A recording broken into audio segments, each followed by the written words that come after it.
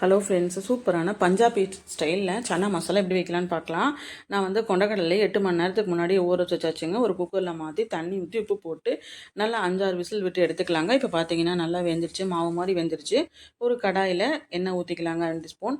அதுக்கப்புறம் பிரியாணி இலை, 1/2 டீஸ்பூன் சோம்பு, 1 டீஸ்பூன் சீரகம், 1 1/2 பெரிய வெங்காயத்தை பொடுசாக கட் பண்ணி சேர்த்துக்கலாம். நல்லா வதக்கிக்கலாங்க. 1 டீஸ்பூன் இஞ்சி பூண்டு பேஸ்ட்டு, ஒரே ஒரு தக்காளி பழம் போட்டுக்கலாம். போட்டுட்டு 2 வதக்கிக்கலாங்க. மல்லித்தூள் 1 டீஸ்பூன் போட்டுக்கலாம். மிளகாத்தூள் 1/2 டீஸ்பூன், கொஞ்சமாக உப்பு போட்டு இது நல்லா வதக்கிக்கலாம்.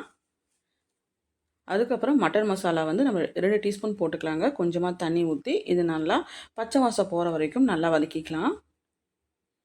இதே ஸ்டைலில் செஞ்சிங்கன்னா அப்படியே ரெஸ்டாரண்ட் ஸ்டைலில் தாங்க இருக்கும். ரொம்ப சூப்பராக இருக்கும். அதுக்கப்புறம் ஒரு கொதி வந்தோடனே வேக வச்ச கொண்டக்கடலை எடுத்து நம்ம அதில் போட்டுக்கலாம். நல்லா 5-6 கொதி வரட்டுங்க.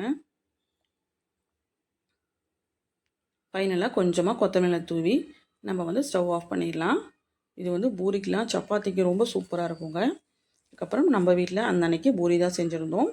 நல்லா புசு புசுன்னு பூரி சுட்டு, அதுக்கப்புறம் சன்னா மசாலாவும் உருளைக்கிழங்கு மசாலாவும் செஞ்சு தொட்டு சாப்பிட்டா ரொம்ப சூப்பராக இருக்கும். பூரியும் குட்டி குட்டியாக உங்கள் குழந்தைகளுக்கு சுட்டு கொடுத்தீங்கன்னா ரொம்ப விரும்பி சாப்பிடுவாங்க. ட்ரை பண்ணி பாருங்கள். வீடியோ லைக் பண்ணுங்கள், ஃபாலோ பண்ணுங்கள். தேங்க்ஸ் ஃபார் வாட்சிங்.